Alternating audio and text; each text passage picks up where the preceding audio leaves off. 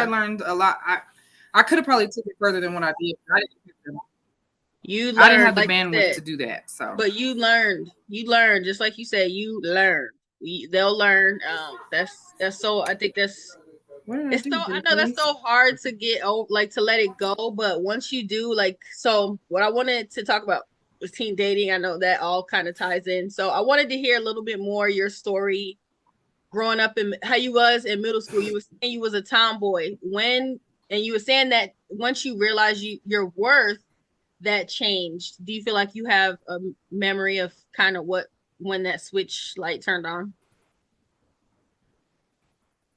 Ooh, I think it was probably freshman year, maybe second semester freshman year. Because even first semester freshman year, I kind of feel like I was more into myself and inclusive to myself. Like I didn't really care about the attention of others. And if I could say anything to my daughters, it's just it doesn't matter who has an opinion. Everybody has an opinion, and no matter what, they're gonna have opinion about you regardless. But don't let that affect the way you feel about yourself. Yeah. I let people's um I used to let people's impression of me that they had, depict how I was and how I felt about myself. And they say you have to teach confidence and you have to teach self-esteem at a young age. And my parents, I can't even say my parents weren't the ones that didn't teach me, but it's just like kids are cruel because I remember my parents and aunties, uncles, and cousins. Everybody always told me how beautiful I was. Oh my God, you're so chocolate and beautiful. You're a beautiful young girl. But when you hear it from your peers that you're dark and ugly, and it hurts in a different way. So I think it was second semester freshman year is when I noticed how beautiful I really was from other people. I never accepted it myself until that point. And then for someone to tell me, I think it was you and Janelle. Y'all both told me I was a beautiful person inside and out. So it's beautiful girls like that are beautiful on the outside, but they're inside, they're evil or they're jealous or they're vindictive that makes them ugly, So for you to be a beautiful person inside and out, I think is worth more than gold. And I found that out, I think, second semester, sophomore, freshman year. And then after that, I just wish when I realized it, I wish I wouldn't have used it to my advantage the way I did. I kind of feel like if I was able to go back, if I did go back, I would want to go back with the knowledge that I have and I would do things differently, but I wouldn't change the people I met. I wouldn't change the places I went. I wouldn't change any of that for sure. But yeah, it took me a long time. And even in middle school, I kind of had, oh, he's my boyfriend or I like him or Yeah. this or that, but still it was like I didn't I didn't know me, and I think a lot of women don't get the chance to know themselves. It's that pressure to be in a relationship, to find a man, to find a husband, to do this, to do that. Like, enjoy your life first. Get to know yourself and get to know and get to love yourself first. Because if you don't love yourself, then nobody else is going to love you the way you should be loved. So it took me a long time to learn that. But I can say now in my late 30s, I can say it now. I'm in my late 30s. Right. I'm I'm pretty confident in that, and Yeah. it's crazy. Like it's taken me this long to find myself the way I have, but Mm. yeah, that's how I feel. Yeah. Do you feel like you remember the first Go ahead. time you Go eat called something. Go. when's the first time you can remember calling a little boy your boyfriend? I can't hear you. Hold When was on. the Oh, yeah, yeah. Did I'm you about mute yourself? uh-uh. I hear you. Oh shoot. Can you hear me? Yeah. Oh, I couldn't hear you. I'm sorry. What'd you say? Can you hear me now? Can you hear me now? I can. Yes. All right. I, I was saying, can you remember like the first time calling a little boy your boyfriend?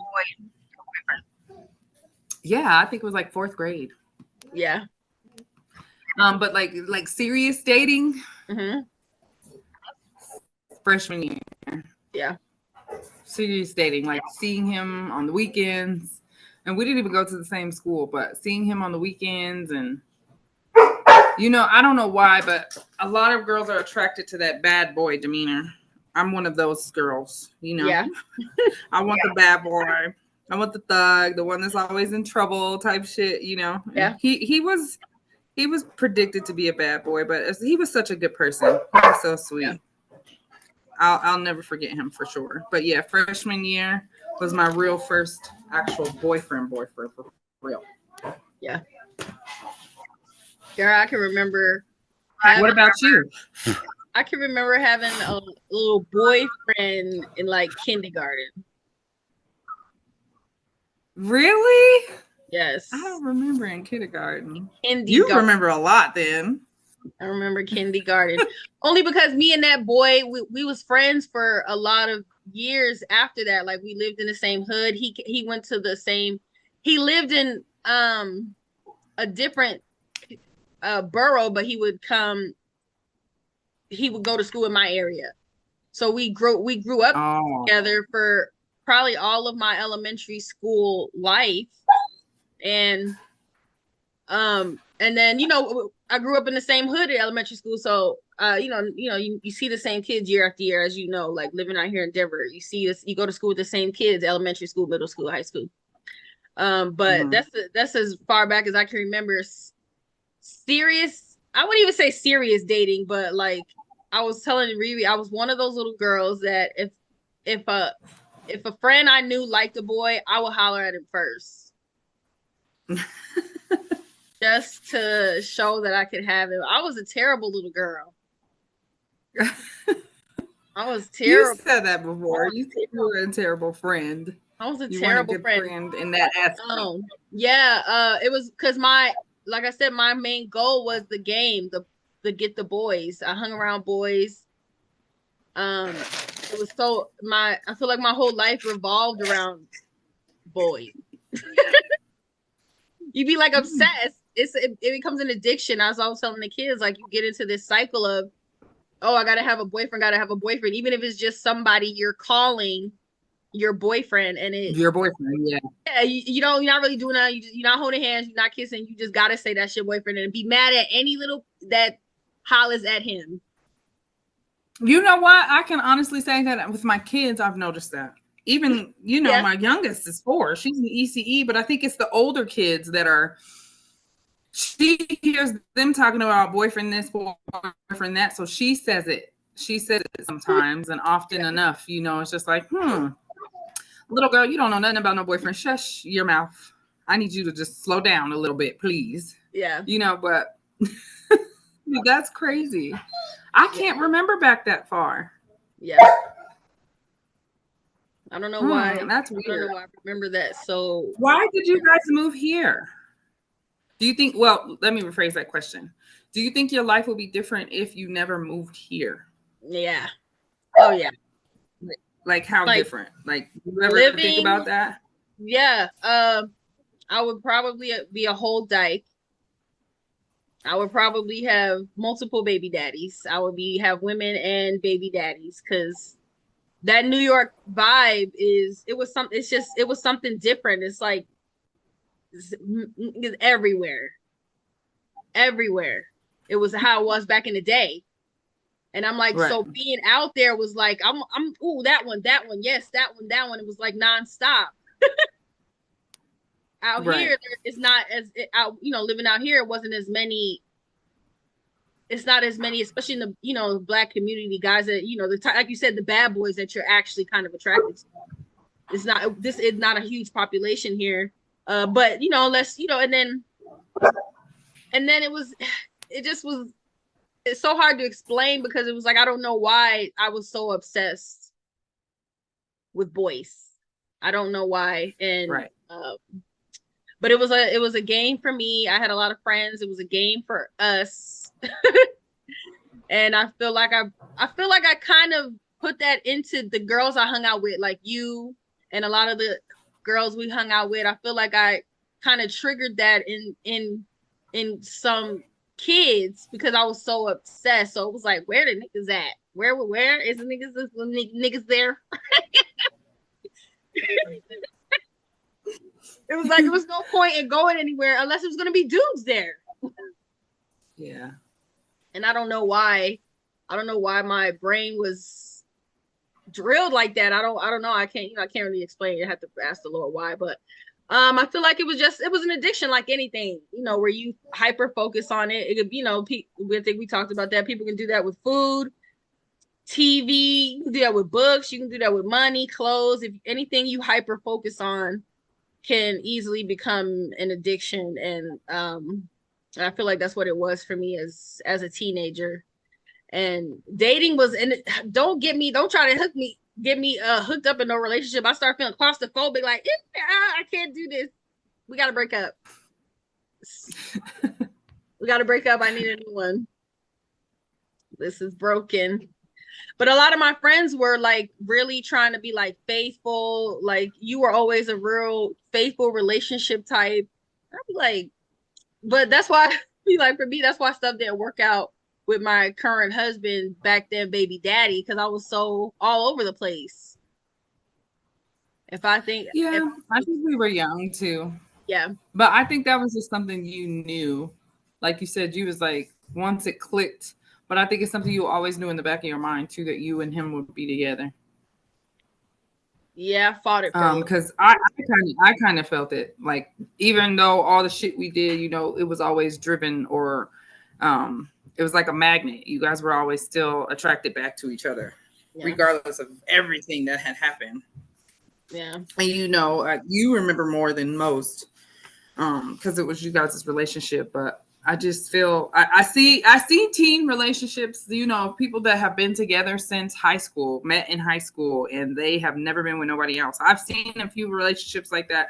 Never my personal, nobody personally that I've met. Mm-hmm. Or maybe wait, I have to think hard about that one. Yeah. Mm-hmm. But I've seen it on Black Love, and these people have been married and together all these years and have never been with anyone else. I think that's beautiful. It's a beautiful thing. But you guys were able to drift apart until we got together. Yeah. Like, we can't say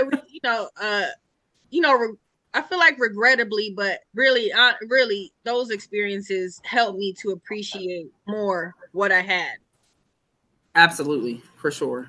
Really. And that's, I think it's just life lessons in general. I was thinking about, some of these kids, in other countries, even some here, they have these arranged marriages where they're not allowed out of their parents' sight until they marry this man. And it's sometimes it's an older man, sometimes it's, a child in that aspect. It's just like, would the world be different if everybody was that way? And I kind of think that's in some sense, I kind of feel like that's just evil. Yeah.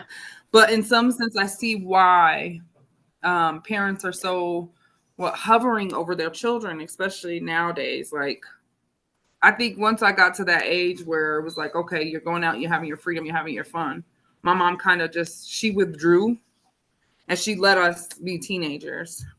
And I can see as a parent, I kind of tried to do that with my oldest, and he completely took advantage of it.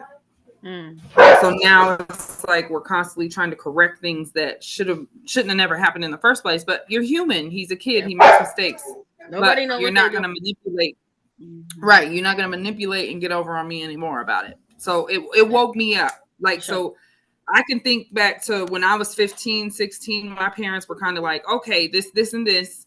Then it was like kind of like, oh, I want to do what I want. I had rules, but I didn't abide by them. I kind of feel like my parents, they loosened the reins a little bit when they should have been tightening them a little bit more. Right. And I'm trying to think back, like, there's so much stuff I could have, should have, would have, and it's like things happen for a reason, and it's the choice that I made. God gives us a choice, and it's the choice you make. What you do with that choice, it's like you can't blame it on anybody else, not your parents, not your children, not your spouse.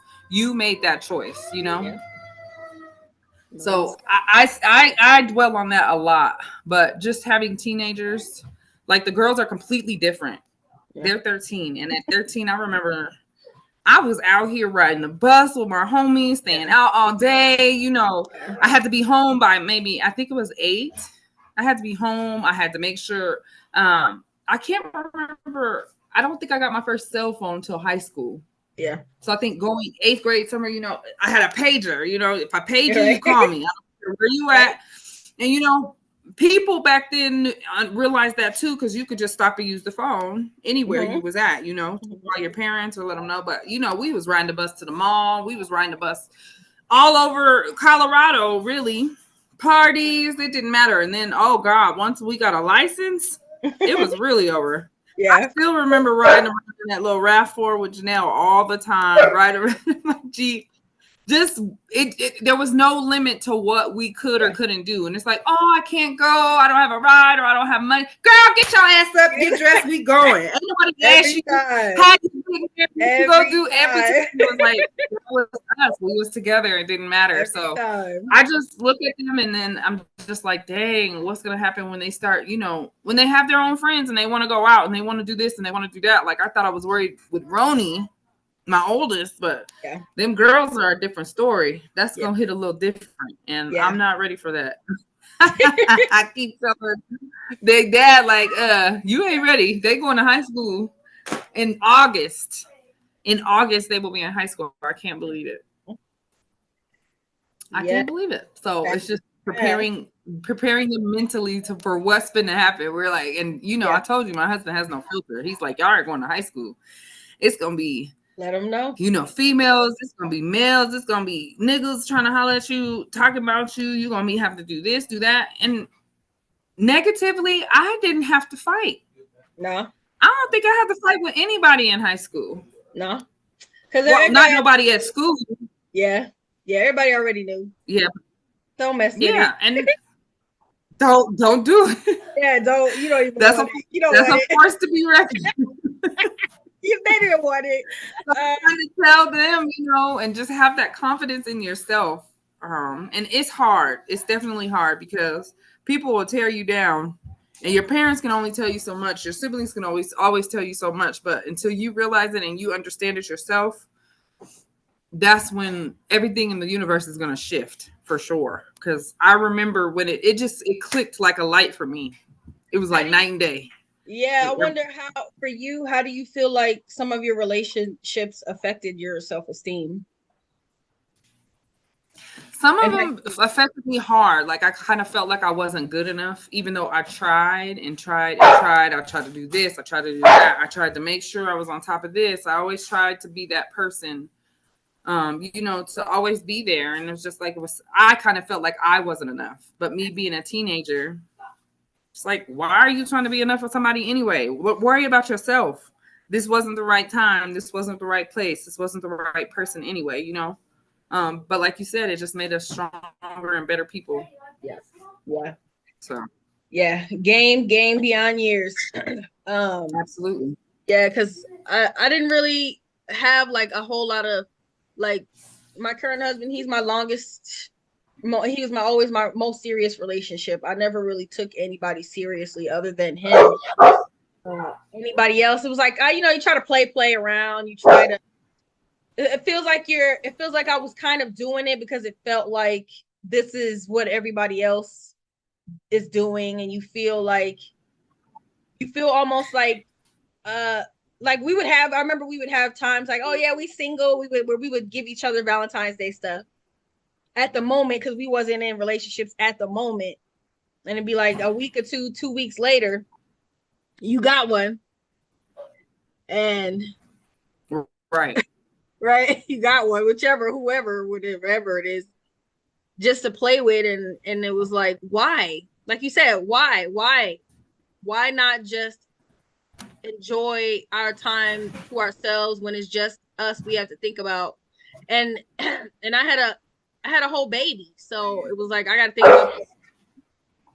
about school. I got to think about myself, and it'd be like I wish I would have just focused on first of all myself before getting pregnant. But it'd be like by then it was too late. It's too late. You already got a baby, so you got to think about your baby. And then dating is just like she was just a roadblock. But thank God for it, for the people I had. Because I was spoiled. Like I was always, she was either with my mom or with him or with I don't know how much his mom watched her, but I know she would, after I think when she got older, she would take her, but I I was able to do that stuff with y'all. So I was Right. blessed to be able to It kind didn't of stop, it didn't stop your life. no, it Yeah. didn't. You Yeah, were it still able to go out and be a teenager, which, a little I bit. Yeah, I commend did.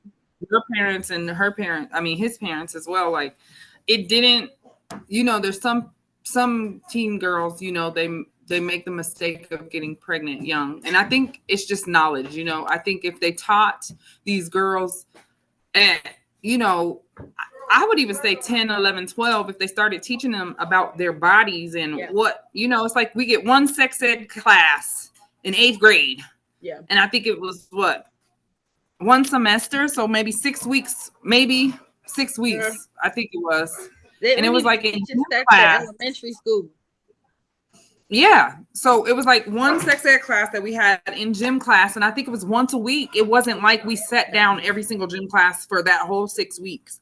It was like once a week, we sat down for 6 weeks. They went over these videos. They showed us these ugly pictures, and that was it. But they don't Yeah, teach you anything about your anatomy and what it yeah, means and how it works and what's going to happen. Like, I kind of feel like, as parents, I guess we should be the ones to educate our own children about that. But I feel like if they were as open about sex and your body and sensuality as they are about being gay or transgender or choosing your gender, like I feel like if they were open enough about that, if they were open enough about sex and all that stuff about that with these kids, I kind of feel like it would be a game changer in sure. this generation for sure, but I just think in our culture in general, because sex is like a taboo subject for most Black families. We don't talk Yeah, about sex. Sex is not yeah. something that you talk about with your parents, especially. You learn about that shit when you get older and you experience it on your own. Oh yeah. You don't learn about sex with your parents, So, and that's kind of how it was with mine. It was just like, it was just sex is just something you don't do until you're married, and it's because I said so. But Right. it's like, oh, this is frowned upon, me telling me not to do it. Oh, I think I know what I want to do. Yeah. Like that type of thing. But I kind of feel like it's so crazy and it's so mind blowing, the things that I know now that I didn't know then, Yeah. Oh And yeah. it's just, oh. So all I can try to do is just educate my kids. I can educate my nieces, nephews, and all that. That's all I can try to do is just try to help my family and help the kids that I know, and be comfortable about it. Because I know a lot of people are not comfortable in their own skin as well, especially as a teenager and being hormonal. And then, all these girls, their menstruals they're starting super early now, 9 and 8. Like, geez, they don't even know how to behave yet. And they already have a menstrual. It's been like that. I got family that have been like that for early getting their period. Yeah. They've been. Yeah. Yeah, it's so much stuff with that because I'm like, if we teach children basic sex, like you said, just basic sex education, proper names for body parts, boundaries. No one should be doing this to you, and teaching them this before they go, which is hard when you have to watch your children or you have to send them somewhere to go for somebody else to watch them. It's very difficult. I feel like I've learned, the hard way, all that stuff. But if you can hold your children off, at least till they're old enough to talk, teaching them boundaries, say something if someone does this to you, touches you here, touches you there. It doesn't matter if it feels good. It doesn't matter if it feels bad. They should when that. And then you go into and then that goes to children, experimenting with children. And there's so many factors. And I feel like this is something that I want to study more about, just human sexuality, especially childhood sexuality, and how that affects us as adults and in our current relationships and all the things. But I feel like I would love to start kind of changing the narrative for teen dating, because I feel like it was such a nightmare for us. Even like, oh yeah, it's all beautiful now, but all that the stuff that we put ourselves through, that we put each other through, was so unnecessary. Right. And I felt like the difference of the whole matter is, if and all those situations I was in, if sex were not in the picture, it would have gone completely differently. If I didn't feel like I had to animalistically have to animalistically have sex with every little boy that either said I was cute or thought was cute, if that was out of the picture, that I think that whole dating scenario as teenagers would have gone completely differently. Would have been different, right? So that's why I tell my teenagers, like, hold off if you're going to be in these little dating situations. Hold off sex as long as you can, because once you do that, it goes downhill from there. It only gets harder. It doesn't make a teenage relationship easier. It makes it harder. You know, people watch movies and think, oh yeah, we just gonna have sex, and you're still on mute. That, you know, we just gonna have sex and it's gonna be like it is in the movies.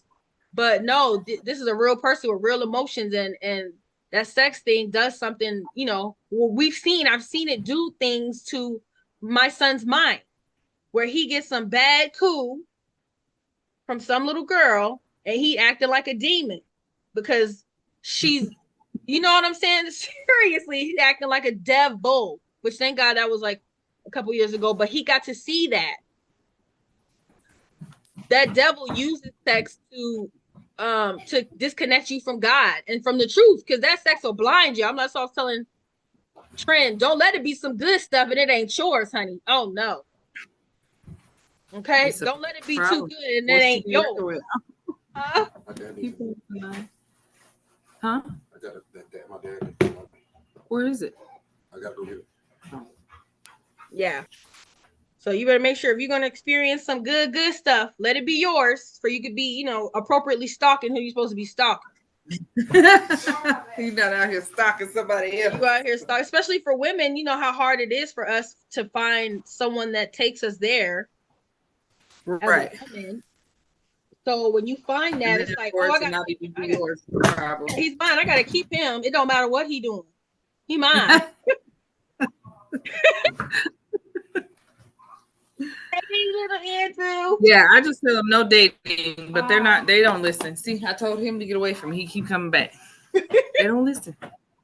Don't tell him to do it. Maybe it'll get the opposite effect. Go on out and do it. Maybe you'll do it. Maybe you won't. And but we'll see. Yeah, I don't even say don't do it. I just say if you decide to do it, these are the consequences you are bound to. I watch so much divorce court, and even though we're different, we're all the same. We're all the same. All these relationships is pretty much the same. Yeah. Yeah. So I'm like, watch that. Tell these single folks, watch divorce court. Watch it. It's like people say that's, you know, stuff is for social media. Maybe some of it, but some people be telling how stupid they really are. It comes out in the end, for sure. Yeah. That's what I say. Anything that happens in the dark always comes to light. And I have to tell my kids, you know, it's different for y'all. Like, we had cell phones, but we didn't have camera phones like y'all got. You know, y'all got camera phones. So have mercy. It don't matter when you do it. It don't matter where you do it. Baby, somebody then probably recorded you without your knowledge, and then you're going to see it online one day, and you are going to be so embarrassed. So always handle yourself with respect and dignity, because you never know. And try not, like, I was that type of person. I would let people get me out of my character. You know, I was always like the quick one to react, you know, like, bitch, I'll whoop your ass, you know, that type shit. But you can't be that no more. You know what I mean? I'm like, dang. They got to see it firsthand in middle school. The twins did. You know, they got into a fight, and it was all over Snapchat. So, you know, and just that type of embarrassment, it kind of breaks your heart as a parent, like, to see them embarrassed about what happened to them. Like, dang, that's fucked up, you know? So it's just like, you get to see it, and it hurts you in a different way as a parent too. So I just have to always tell them, and you know, they're human, they're kids, they're teenagers, they're gonna act off of emotion. You know, they're not gonna think about things before they do it. That's them. Yeah, that's what happens. So what's grown folk excuse? Yeah, once you're grown, it's an excuse, baby. The shit's different. You know better. Yeah. You ain't supposed to be acting on no emotion. Yeah, at for least sure.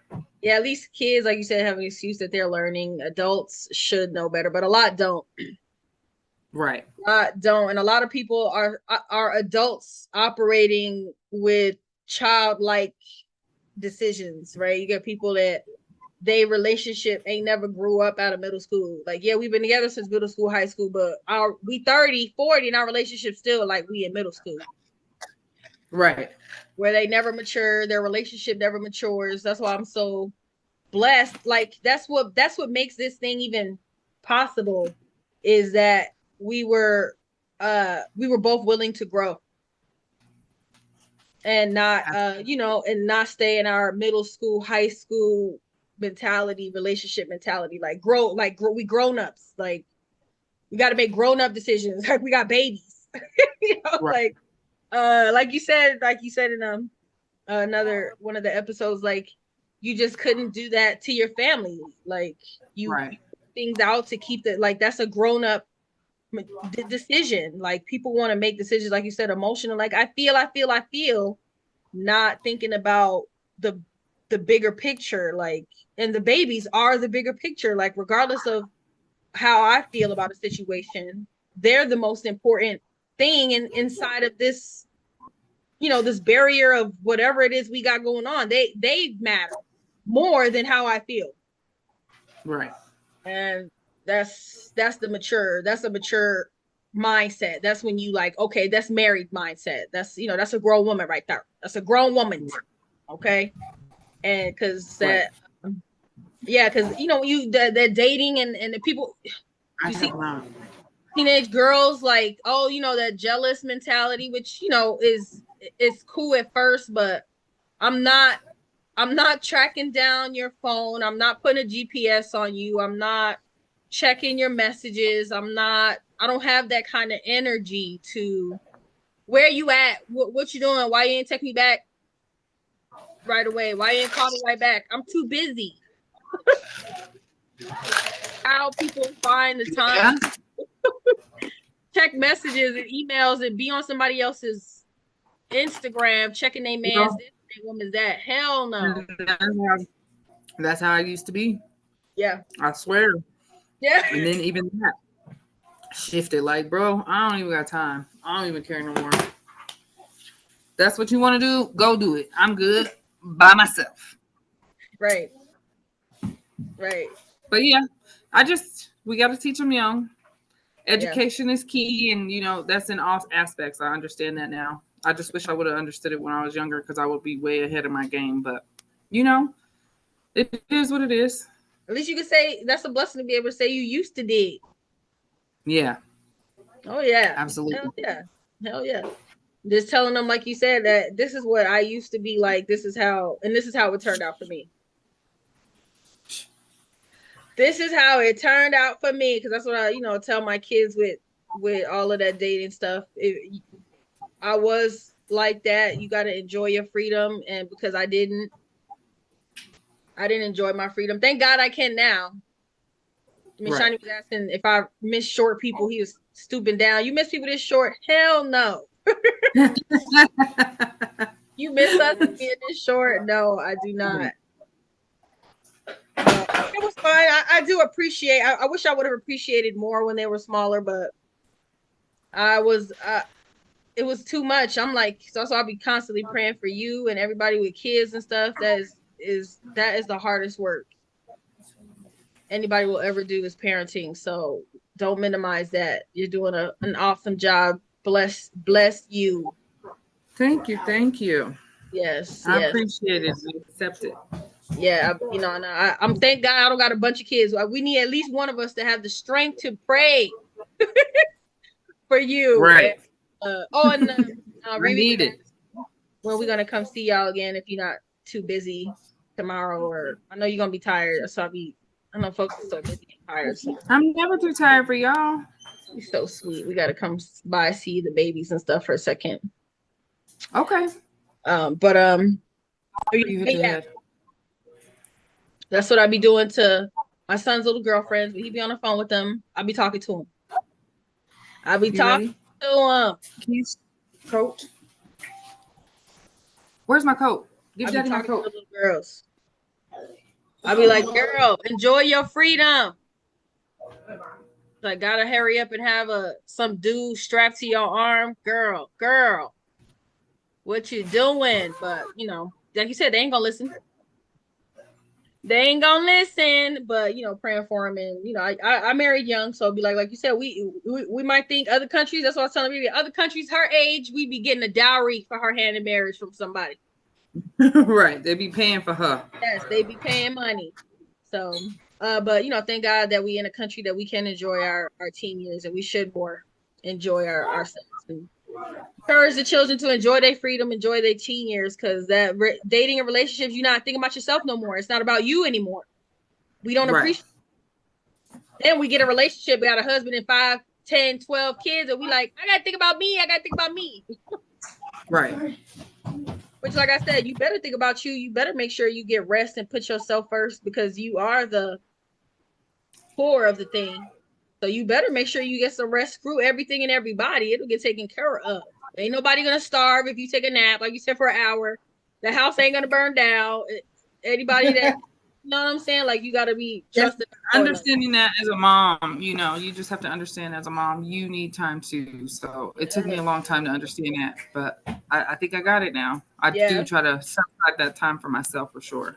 Because that burnout ain't nothing nice. Yeah, I've been there. Yes, girl. Well, I'll let you go about your day, get you some rest. Thanks for tuning in to, I didn't even say welcome, exceptional women unknown. Thanks for tuning in and showing up another Saturday, girl. I love you. Blessings to you. Thank you so much. I love you too. It's a great discussion. I'll see you hopefully tomorrow. All right. Yeah. Let me know. I love you. All right. I love you more. Bye, everybody. Bye, Don't forget to like, comment, and subscribe. Deuces.